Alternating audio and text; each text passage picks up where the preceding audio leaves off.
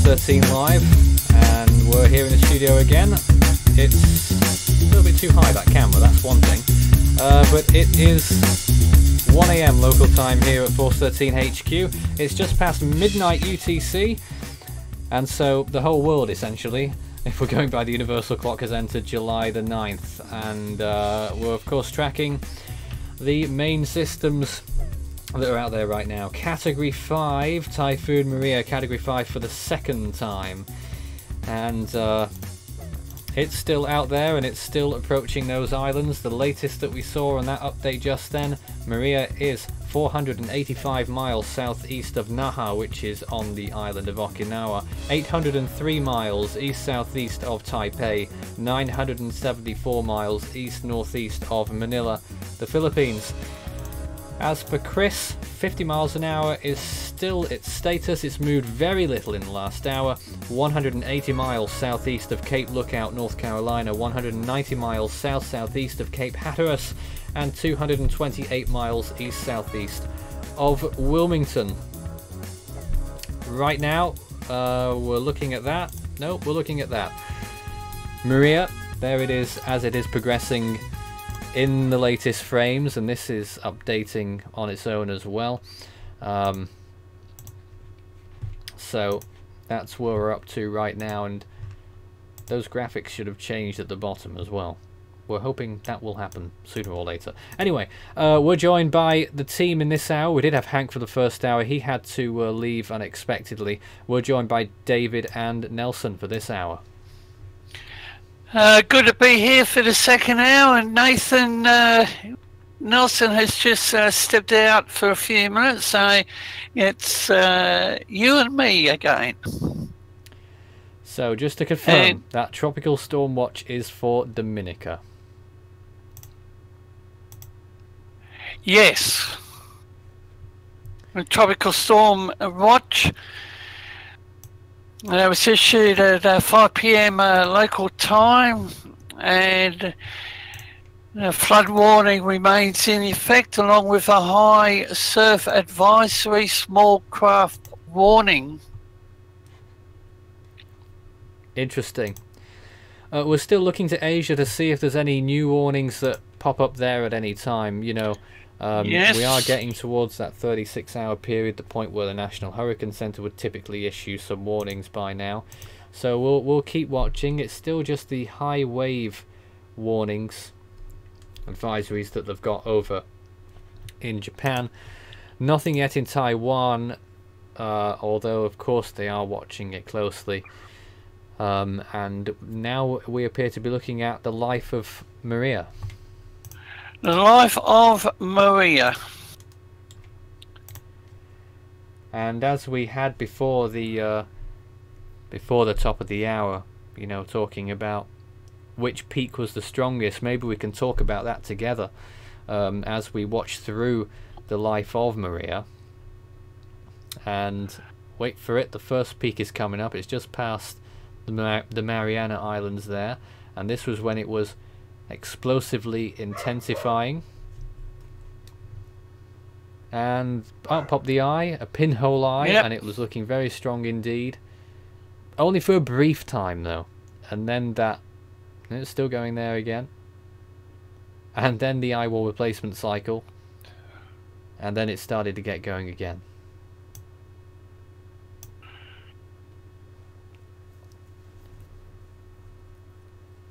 And it did take a while for that eye to consolidate again, and then eventually it did get there, and now it's looking at Category 5 proportions again. So I guess that it's one really, yeah, looks good there. I guess that one's open to the viewers. Which peak was the better, the first or the second? Well,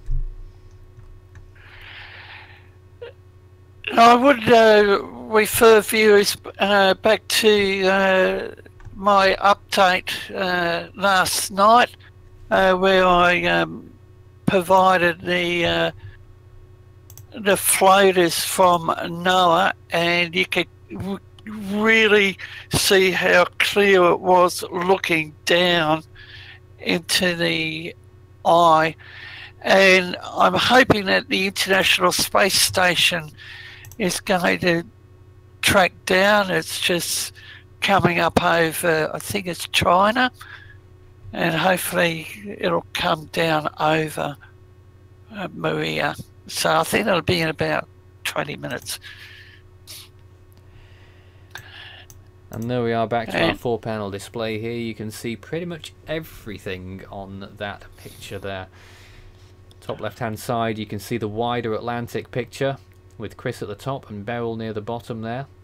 On the top right, a closer image of Chris.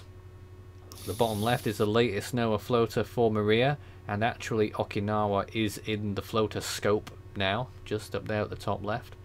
And David's screen down there at the bottom right too. And I'm just monitoring the Central Weather Bureau. Nothing is showing up. And it's possible in this hour that we may see some news about latest intensities on these storms as well. The ATCF, the automated system used by the US Navy, will update. Usually it's within this hour that we're into now. Usually it could take a little bit longer, but we'll see. We are here till the end of this hour before we'll be calling it a night again, and I expect we'll be ramping up our coverage as Maria draws closer to Japan and Taiwan and China. And also if Chris becomes a big threat too. We did have some questions. Yes. My brother is in the military at Quantico, Virginia. Will he be safe from TS Chris?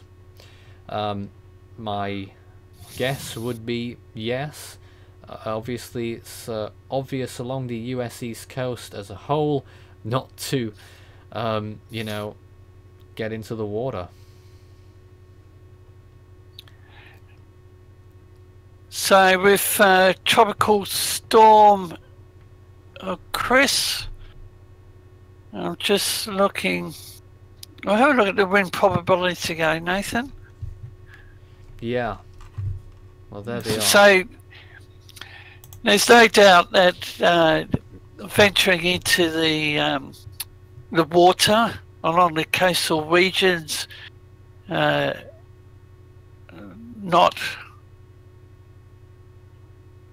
shouldn't, because well, we know people getting into trouble. People get into trouble over here in Australia along the coast. And again, you can see those percentage chances in illustrative form here. 39% in Cape Hatteras, and you know, further up towards the US East Coast, the Northeast Coast, that is, Nantucket is somewhere around 30%, I believe it was. A little bit less than that. 26, I think they had it. Nova Scotia, significant chances of storm conditions. Newfoundland, those chances will grow over time. But that is the latest wind field forecast on Chris. And some people talking about whether it is still 1008 millibars. That is the number from the National Hurricane Center at their latest update, as far as I'm aware.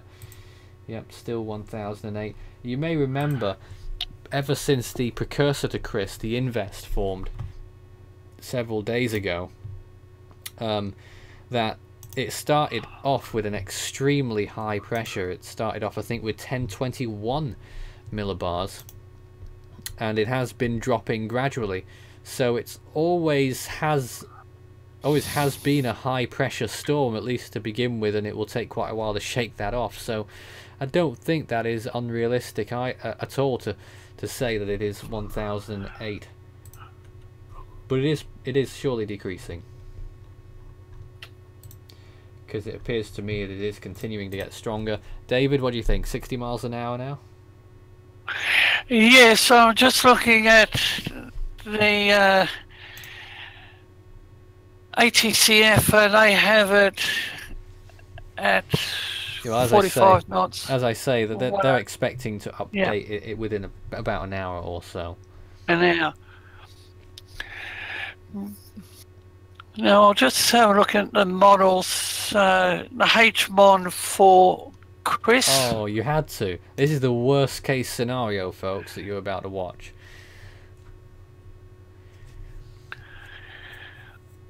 So this is what the H-Mon predicts for Chris. 960. And there it is hitting Newfoundland. And Nova Scotia first and then Newfoundland as a transitioning storm. That could happen.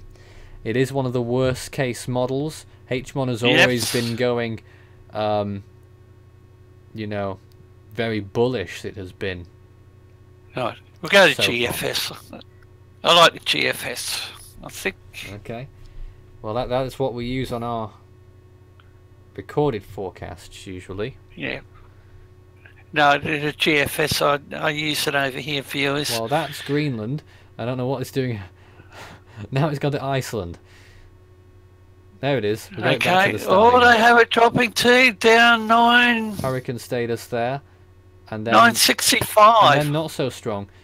Grazing Nova Scotia, striking Newfoundland, doing a loop-de-loop near Greenland, as obviously a very distant extratropical cyclone, and then ending up in Iceland. So it's going to have a long track. Not much of it will be tropical if it goes that far. Again, there you can see it just lingers off the coast of Nova Scotia, has a second thought about it, then moves away.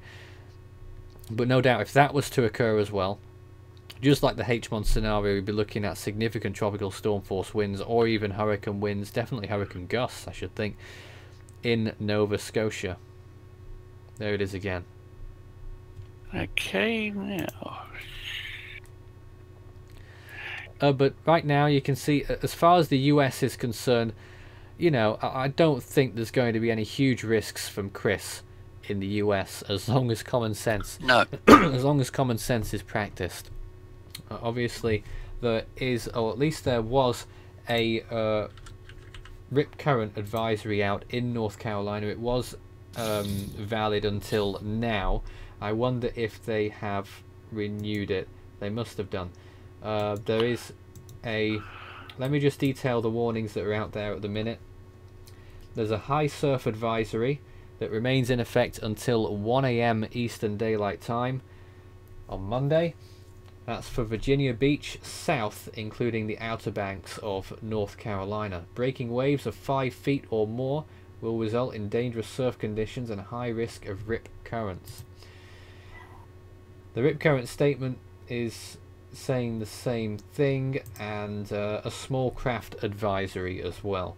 Small craft advisory until 2 AM Eastern Time because of 15 to 25 knot winds gusting up to 30 and 2 to 3 feet waves. That's pretty much what you'd expect. If you've got any questions for us whilst we're on the air, do send us a message. Start your message with Force 13 all in text and we will answer. I wouldn't say Chris is trying to form an eye, but it may do that soon. I don't know, maybe, yeah. It's starting to get some organisation, certainly. And maybe we will see that tomorrow.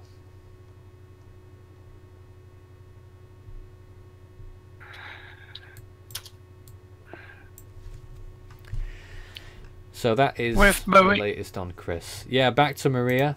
There is the latest image on Maria, and this is the loop on how it's been progressing. David.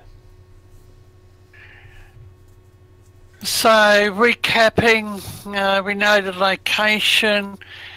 The position of the Joy Typhoon Warning Centre has really changed. Maria will continue to track west-northwest around the southwestern periphery of the steering ridge and will slowly decrease in intensity as it begins to track over cooler sea surface temperatures. So Hank has said that it's going to track over the cooler water, but that would have to be very close to. Yeah, it's cooler. It is cooler, but it's still about 27 degrees Celsius. Don't forget the threshold is typically 26 degrees Celsius unless you're in the North Atlantic in January or April. But in the case of Maria, I would expect that it's not going to be a huge inhibitor. It might have a little bit of weakening, but it's not that huge a patch. I guess it will. Logic suggests that it will weaken slowly but surely, and that it will. I certainly think it will still be at least the lower end of Category 4 by the time it's reaching those Japanese islands in 36 hours. Now, mainland China, what intensity are you going to go with for it really on landfall? The big question on that is whether it hits Taiwan or not. If it misses Taiwan, then obviously the land will not be inhibiting the storm's intensity, so it will survive as a stronger cyclone. So if it misses Taiwan, then I should think it will still be at least at the high end of Category 3. If it swipes Taiwan to the north or makes landfall, then you may be looking at Category 2 or lower. So are you... But obviously that wouldn't be good news for Taiwan, of course.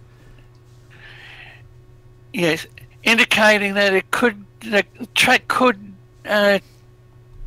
change to a more northerly before it reaches Taiwan, because I pick up on your point about the land interaction, and the JTWC has it in their advisory, and they're indicating a possible intensity on landfall mainland China at around 85 knots.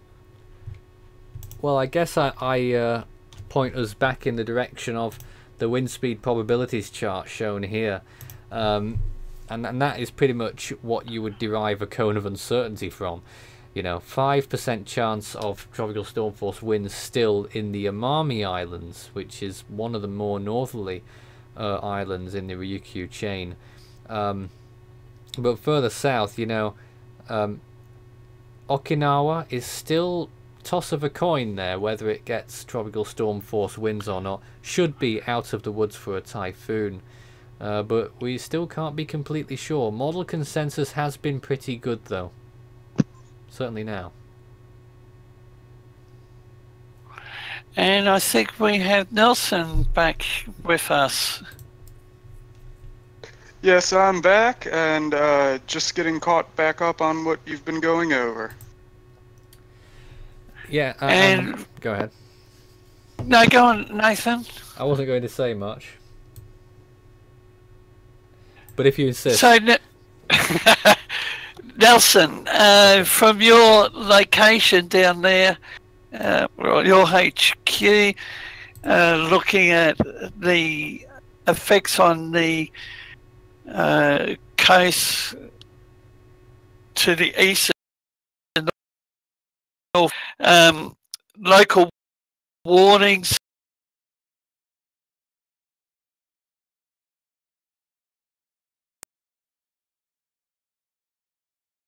Yes, David, those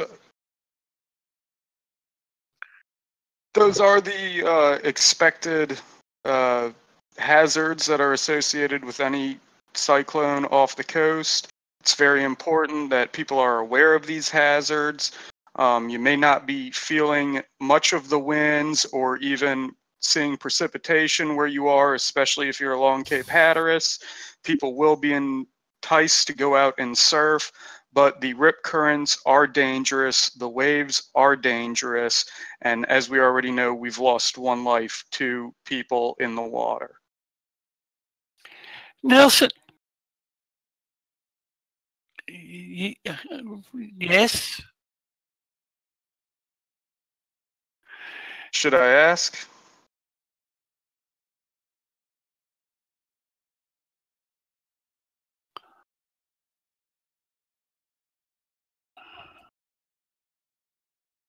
Alright, let's see. But if that's not the case, and I can be heard by the viewers, I would like to mention that we might be having some technical issues at Force 13 headquarters. We are working on them right now. Actually,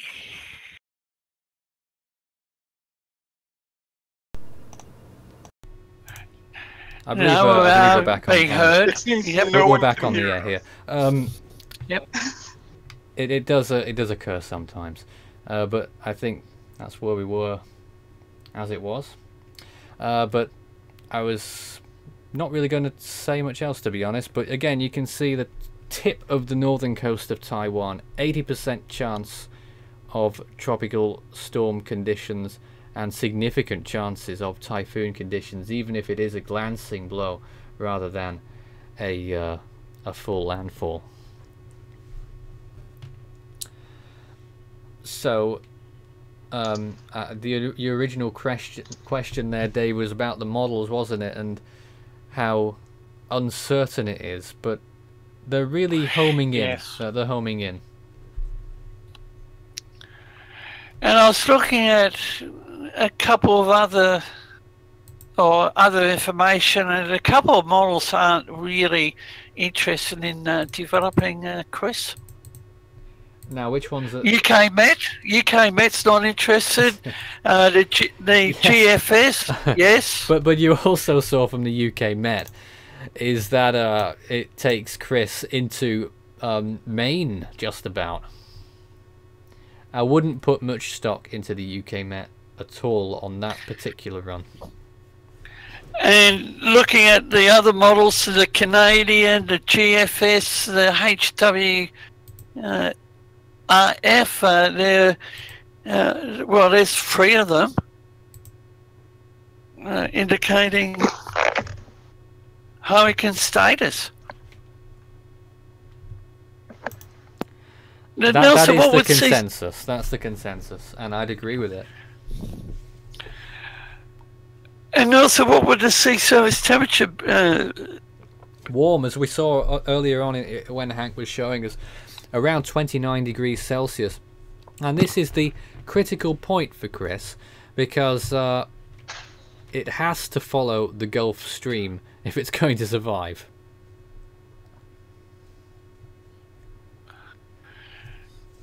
Oh, Nathan, I've got the wind shear for the North Atlantic. You might be better placed showing us the sea surface temperatures in the North Atlantic. Probably more beneficial to look at that right now. But there's the latest imagery of Chris. A bit bare on the northwestern side, but getting a decent band down on the opposing side there in the southeast.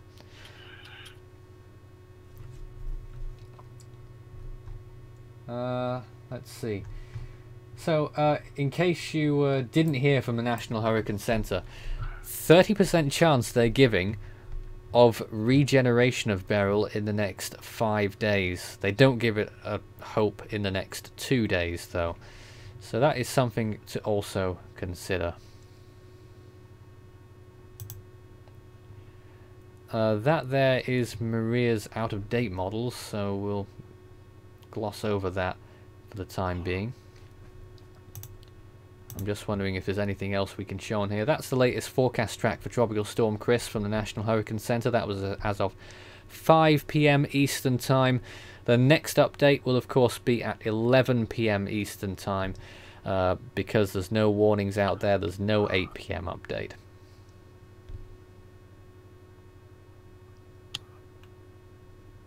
And that's the latest from the JTWC. And David's showing us the sea surface temperatures now. So you can see there a plume of... Well, that's it. This is what it is about the Gulf Stream, you know, and with it being July as well, you know, Chris would have a much larger chance of surviving as it gets up towards Nova Scotia and Newfoundland if the month was September or October, but it's July, so the Gulf Stream isn't extending as far north It's almost moving east, really. So it really, you're only good with the Gulf Stream if you're following it up to around, what, 37 north. And beyond there, as you approach places like Nantucket and Cape Cod, and further northeast than that, the sea surface temperatures really jump off a cliff. Yes, so it's going to struggle. Again, it really depends, because you know, it will have a better chance if it ends up going further east, and it'll have a worse chance if it goes further west. But on top of that, if it also goes further west, it'll survive for less amount of time, but it will also pose a bigger risk to the US East Coast and Atlantic Canada. So it's which one's the lesser of the two evils, really? I would say moving further east is the lesser of the two evils, because it will be moving quickly, and with its forward motion adding on to its strongest winds, that can also add an effect, and that's how you can see this storm maybe getting to Category 2. I sincerely doubt Category 3, as one or two of the models were insinuating previously. I just don't think, you know, it's not going to happen, is it? No. Because the odds are against it at this, unless it really changes to the east, northeast or northeast. Well, there we go. Let me just see if there's been any updates on anything else at this time. Nope, we're sort of in a little state of limbo here at the minute, because there isn't too much to tell you about. Obviously no new updates on any of the storms, no new warnings that have come into effect anywhere. We'll obviously keep you on top of that if any warnings do come into play, but really it's all quiet out there right now. I suppose everyone is just biding their time and waiting for whichever storm is coming to them. Obviously we have it on two fronts at the minute. Maria heading towards the Japanese islands, expected to get there during July the 10th in about 36 hours. And now what we're looking at there, David? That's Maria. Late cycle intensity guidance on Maria. CTCX looks like an outlier, but may well be right. The 48 hours, Cat 5. Yeah, well, there you go. So the CTCX is saying that it will retain Category 5 intensity up until its closest pass with Taiwan, and possibly to China landfall. Could you get the... leave that up there, but let's load up another tab and put the track forecast from the same source up there as well. Or I could do that if you wish. Well, if you want to do that one, I'll stay on this one. I just want to give... I just want to see what exactly the track is for that one, for that particular model, because that sounds crazy. It's actually, once you get to it, it looks quite consistent with the GFS and the HWRF. Oh, no, okay. Ah, but this is as of 12 hours ago as well, so it is still the 48 hour. Okay, let's just clear this up a little bit. This is the track forecast here. The CTCX is the red line, and because the imagery here is 12 hours old, it is 48 hours away on this screen, but it's actually 36 now. So as you can see, the CTCX thinks that that Maria will retain Category 5 intensity all the way up to those Japanese islands and almost to Taiwan. Now, that is the outlier at the top of the intensity scale. Then you've got the HWRF, which calls for gradual weakening, and there is good consistency in those models up to 48 hours. You've got two outliers there, the CMC and the CEMN, the only two calling for a landfall in Taiwan. HWRF is in the lighter green line, which is very similar actually to the CTCX. So it looks like a more northerly track favours a stronger storm, and that seems to make sense. You've also got, what else have we got there? UK Met. Quite a gap down to the UK Met there, which is in the dark green line on the track map. But on David's there, I think it's a grey line. I don't know how they managed to come up with... Yeah, the grey line. Well, no. Well, hold on a minute. They only initiate the storm at 70 knots on that graphic of yours there. So I had to throw that out of the window straight away because they're not getting its actual intensity. So CTCX and HWRF ones to watch. I'd side with the HWRF for the minute. Gradual weakening. Minimal category 4 is what I'd call for as it moves through the Miyakojima and just north of Ishigakishima, and possibly just going down to category 3, high-end category 3 on its final approach to China. That's probably the most likely scenario.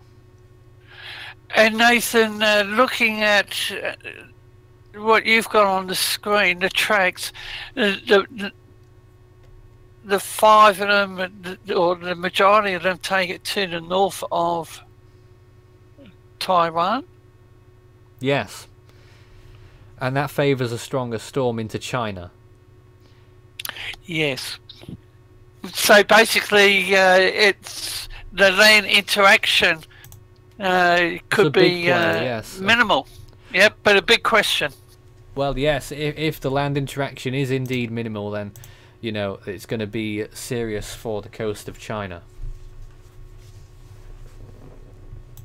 Even so, even without, you know, it's still going to be significant. You know, it doesn't take the strongest storms to cause the biggest problems. I think everyone knows the most notable of them all, really, Typhoon Nina in 1975 first hit Taiwan at near category 5 strength, and I think only survived as a category 1 or 2, I think, maybe 3, when it moved into China.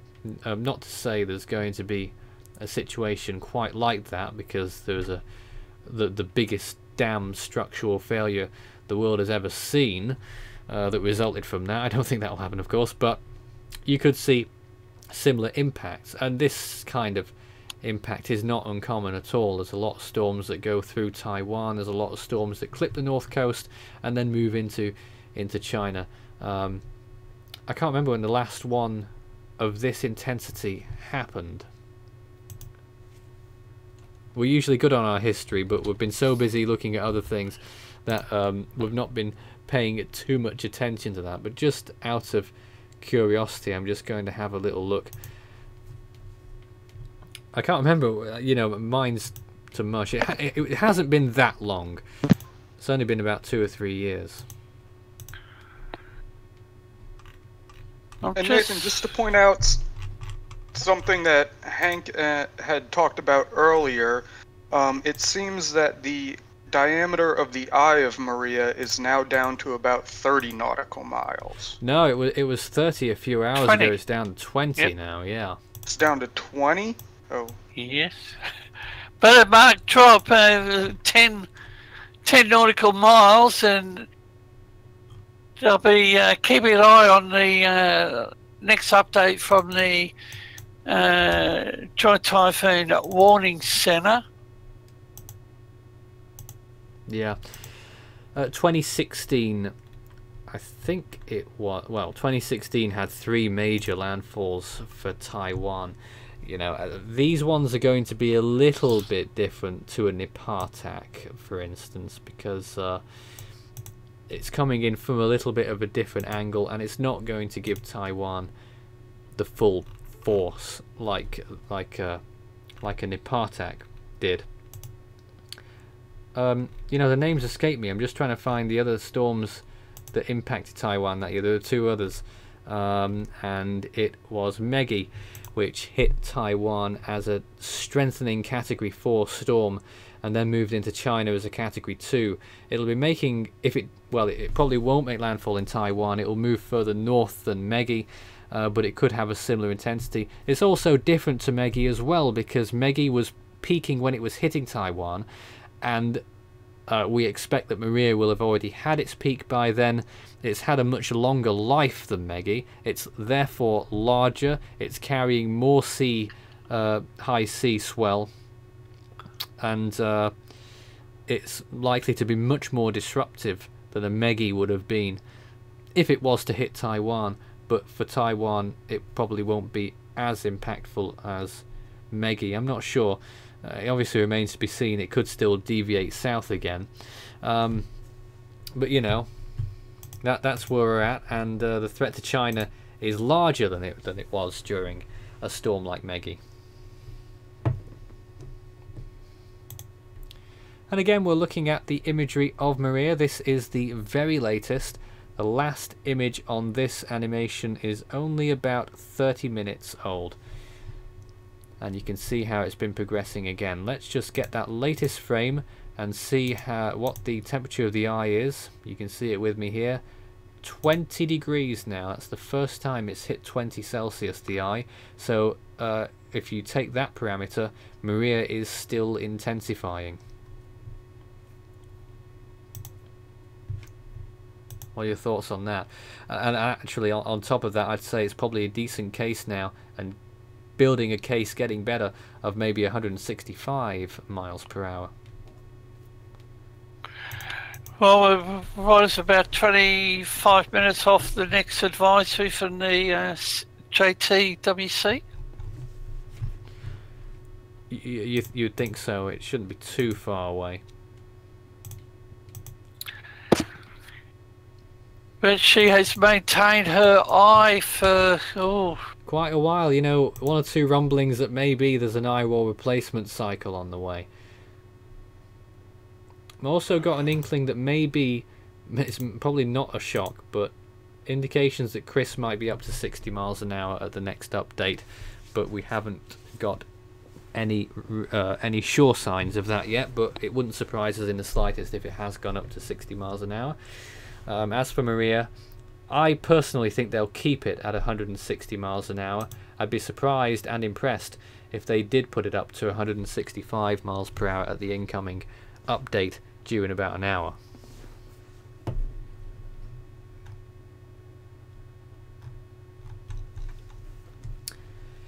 Now I'm just going to... Okay, got it. David's over there on the CWB website, Taiwan, and they have their own cone there too. It's the area in red. And as you can see, no matter which forecast you look at, it's a close call for the northern coast of Taiwan. Certainly wouldn't take any chances anyway. Southern Taiwan, you know, I don't know where the point is in Taiwan where the danger zone begins, but obviously if you're anywhere on the island, you do well to look at the information. There is a low chance of tropical storm force winds in southernmost Taiwan, and obviously a very high chance in the northern part. And I'm not sure what that chart was, but I think that was for wind probability over that time period, over the next few days as well. But there's that track cone. Alright, if you've got any questions or comments for us, we're here for another 20 minutes. So send your messages in, start your message with Force 13 all in text, and it will light up big and bright for me, and we'll take any storm related questions. You know, if it helps you in understanding a little bit more about whatever it is you need to know, then surely that is a good thing. As we take a look back at the cone there for Tropical Storm Chris, will it be a hurricane by tomorrow? Well, it's showing signs of intensification. David, have you seen it on satellite imagery recently, and what are your thoughts? I haven't looked at the satellite imagery. Nelson. Nelson? Why do you keep doing this to me, David? Because I'm searching for new information. I'll leave it on this one, and if you could bring up you could take over the screen share for a minute, and if not, Well, I've got the screen right now, David. Never mind that. Oh. But well, the opportunity calls, Nelson. Is there anything you'd like to add? No, I'm concerned that it is going to intensify. It's as the longer it stays stationary. I know Hank had said it was based on wind shear, and obviously that's a concern. But my concern right now are the sea surface temperatures. The models have it tracking upward towards being a hurricane. It may transit through Canada as extratropical, but I don't think that means it will be any less dangerous. No. So it's something that we need to watch closely. And again, I look there at the forecast cone, and you expect there Nova Scotia National Hurricane Centre saying around Thursday. So it is a little while away, and certainly out of range for any warnings. I don't think any warnings will be issued for the US, Nelson. Do you? I don't anticipate it. But, you know, if it does start moving, it will be towards the northeast, I believe. That is my prediction for it. And so I just see, you know, the east side. Well, you know something, I think the NHC have just a wee bit of southeastward movement in the next 24 to 36 hours before it gets going. To me, that's like a Looney Tunes character just kind of running in place until it actually takes off. It will bobble around, but when it does go, it is towards the northeast, and so I have very little fear at this time of impacts to the U.S. other than possible showers and thunderstorms, and as we've mentioned before, extremely dangerous surf conditions along the eastern seaboard. Yes, indeed. Those warnings are still extant as well. And there's another view. I would get some more imagery up on that, but well, nighttime has fallen over the area, so I don't get any glorious visual imagery. Here's the latest from Himawari 8 then, the latest on Maria on their immaculate visible imagery.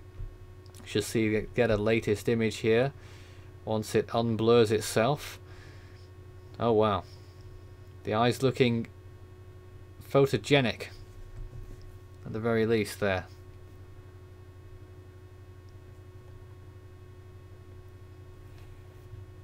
And let's see if we can get a similar view on this view as well here, just to show you how it has been looking visibly.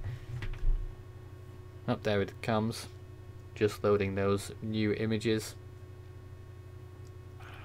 and you can see how it's been progressing.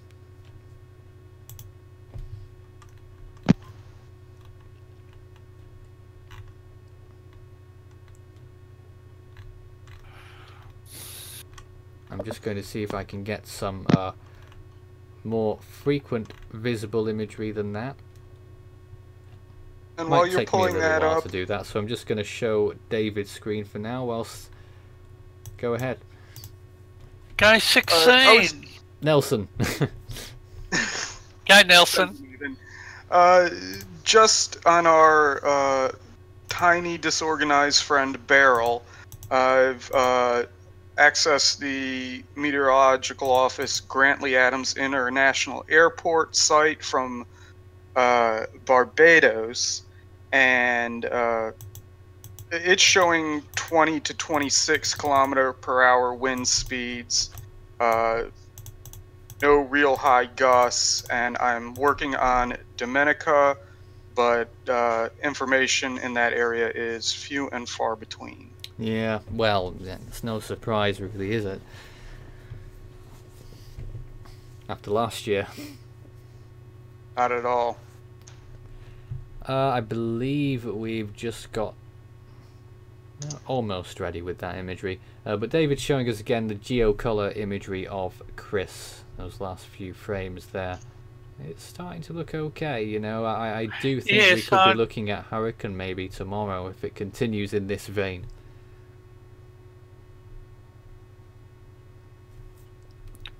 we have more visible imagery of Maria. Here's how it's been looking in the last 2 hours. How Maria's been developing. Looking very fine indeed. Little bit jumpy with the frames there. But that is quite clearly a Category 5. If Chris was going to intensify any, what would the max intensity be? Now, I suppose you mean during its whole lifetime. Well, it looks like it's going to get a hurricane status. I would suggest it might get to Category 2.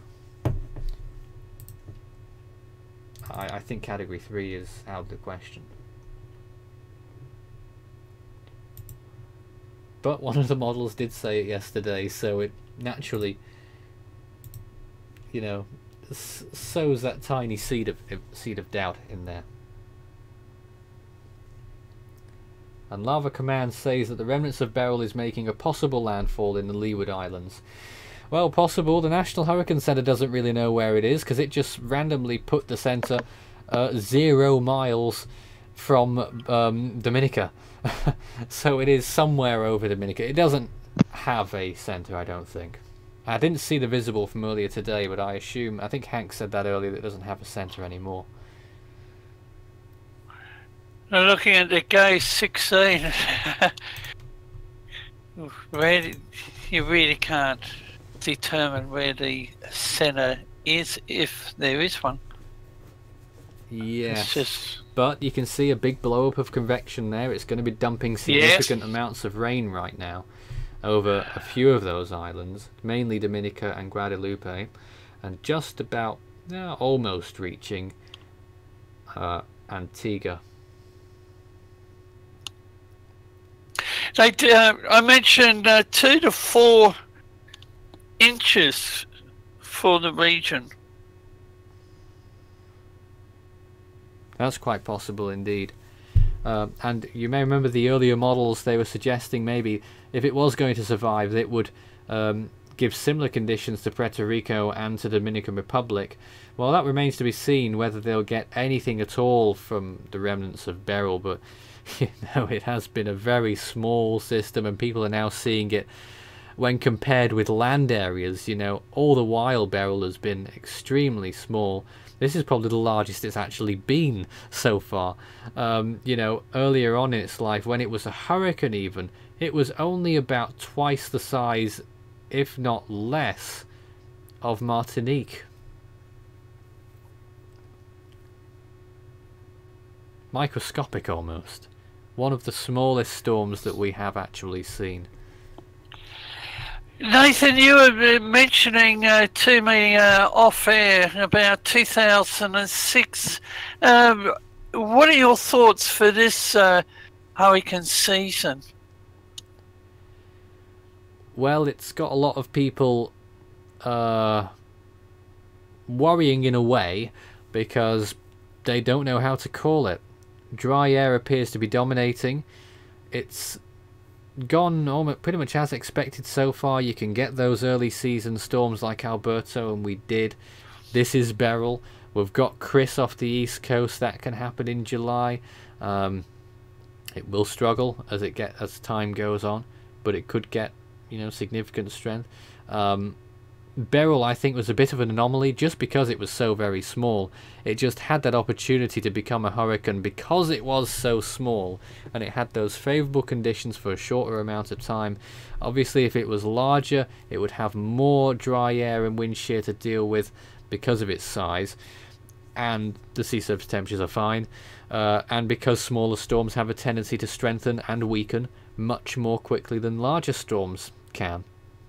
So Beryl's a bit of an anomaly, and I might be understating that by saying a bit. So when we talk about the rest of the season, you know, I think personally, and I was alluding to it in the first hour, we might see significant numbers of tropical cyclones, but I don't think we're going to see a huge amount of accumulated cyclone energy.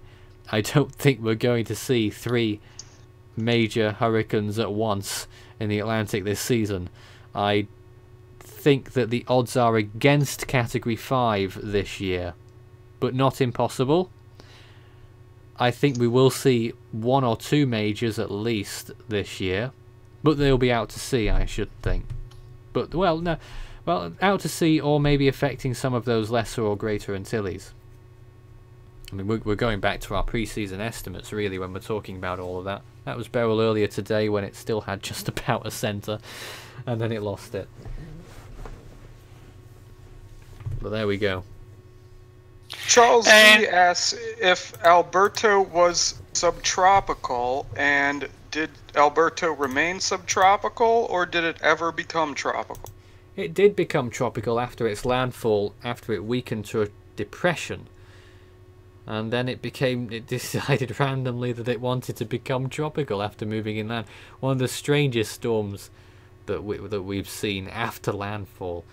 That hardly ever happens. I'm not sure if Allison did that as well in 2001, where it became tropical after moving inland. It did it at some point. Can't remember if it was inland or not. But there we go. I did find it amusing with Alberto that I live in New Orleans and my mother lives in northern Michigan. I was affected, or could have been affected, by a subtropical storm. We did get some cloudiness and a little bit of rain from it. But my mother in northern Michigan, merely 30 miles from the Canadian border, had tropical aspects to the storm. How curious. And it was very interesting when we were looking at the information. We've got some breaking news, actually. This is a shock. Maria is down to 155 miles per hour, according to the latest ATCF information. Not confirmed yet, because the JTWC sometimes disregards the ATCF. But at the moment, it looks like Maria is going to lose its Category 5 status, despite its highest eye temperature to date. Meanwhile, Chris is up to 65 miles per hour and a pressure of 999 millibars. And Beryl is down, what's left of Beryl is down to 40 miles per hour. That's the latest from the ATCF, the automated service that's run by the US Navy. The Joint Typhoon Warning Center uses that information usually, but not always. The National Hurricane Center does it sometimes. But that is the information right now that we have here. That's the latest. We're here for just a few more minutes before we go off the air, but obviously it's important to bring that information to you, and well, that is a shock about Maria losing its Category 5 intensity, folks. What do you guys think? I'm just waiting for the JTWC will base the information, but I've got to disagree with it. You're disagreeing. David's actually disagreeing with something interesting. Nelson, because of the eye feature, Nathan, and well, the eye is, in my opinion, the eye has got better. The eye wall, you know, has had 1 or 2. You know, it has been waning just a little bit, but I think the eye offsets that personally. I think if it was 160 6 hours ago, I think it looks just as good now as it did then.